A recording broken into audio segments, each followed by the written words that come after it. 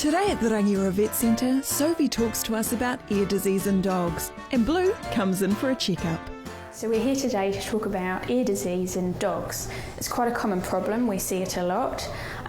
It's often seasonal, so quite often in the warmer months, so the spring, summer and autumn, we see a fair bit of it. There's lots of different reasons as to why your dog might have ear disease, and when we get the dog in a minute, I'll talk to you about what the signs and symptoms are that you need to look for. However, I thought first I'd just talk to you a little bit about how the dog's ear is different to a human ear, and what makes the problems that dogs come across slightly different to deal with than, say, your generalised human ear infection. So I've got a poster on the wall that I'll show you, and this is a diagram of a dog's ear. As you can see, this is the outside of the head here.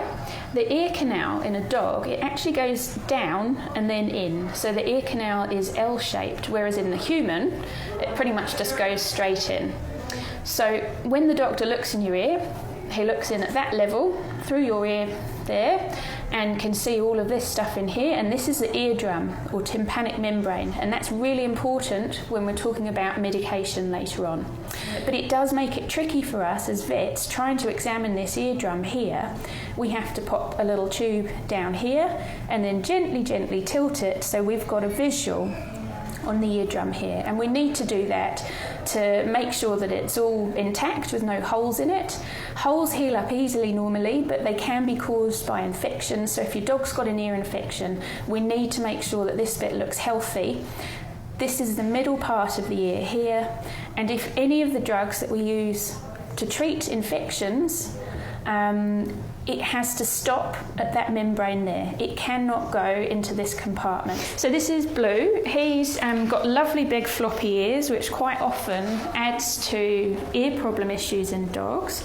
Dogs that have these lovely floppy ears don't tend to have great air circulation, and it can mean that their ears become more infected quite easily. So the first thing I do when I look at them is have a look and see what they look like. And we can see here that the skin's a little bit pink. It's not too bad, but it's a little bit pink. And the other thing is that they do smell a bit yeasty, so it's possible that he might have a bit of a yeast infection in there. We check both ears, make sure they're both the same, and we have a bit of a squeeze as well of the ear canals to make sure that, he's quite liking that, to make sure that they're comfortable. So remember, as I said, the ear canal in the dog, that's the opening there, and it goes down and then in. So I'm going to have to try and do two things to try and work out what's going on with this dog. I'm going to take a swab and have a look under the microscope and see what kind of bugs are causing the infection, and I'm going to have a look down with the otoscope to make sure that there's nothing stuck down the ear like a grass seed, and also to make sure that his eardrum's intact, because remember, we need that to be nice and secure if we're going to put any medication down the ear. So again, we go down the downpipe like that, and then we gently tilt it outwards. Oh, good boy. It's a little bit uncomfortable going around the corner. Good boy. Perfect. And his eardrums are absolutely fine. So that was a really good example there of shaking his head, and that's what dogs with ear disease tend to do. So that's something that the owners might notice, is that your dog has either got its head on its side, shaking his head like that, or scratching with a back foot. So I've just had a look down the microscope, and Blue's ears are both clear. So there's no sign of any bacteria or yeast down either ear, which is great news. So he doesn't need treatment this time. But it's important that any time he's shaking his head or having a scratch at his ears, that we make sure that we swab them first to make sure that they really are clean and that they don't require any treatment. This dog doesn't have any infection down his ears after looking under the microscope, so I'm just going to demonstrate with a little bit of saline, so that's not going to hurt his ears and it'll give them a bit of a clean, but it's the same procedure as if you're putting drops down your pet's ears. So it's important when your vet gives you medication that you measure the correct amount. So a dog of this size normally gets about 1 ml, so you can see there's a slight air bubble there, but then I've drawn up 1 ml into that syringe, and I'm going to put 1 ml down each ear of this dog. Now the important thing, apart from being accurate with your measurements, is putting it in the right place.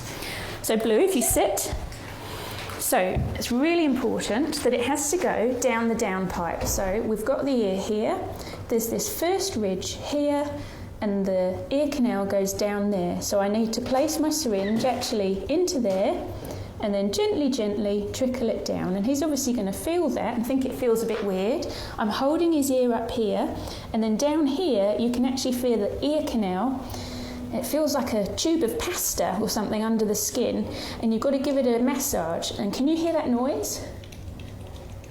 So that is the noise you should be able to hear when your dog's ear is being medicated appropriately. So I'm now massaging that so it goes down into the horizontal canal, and that's quite normal for them to shake their head once you've done that, and that also helps distribute that medication. Good boy. Well done. Join us next week when Jack Russell Walter visits to check the health of his skin, and Sophie explains the complexities of skin disease.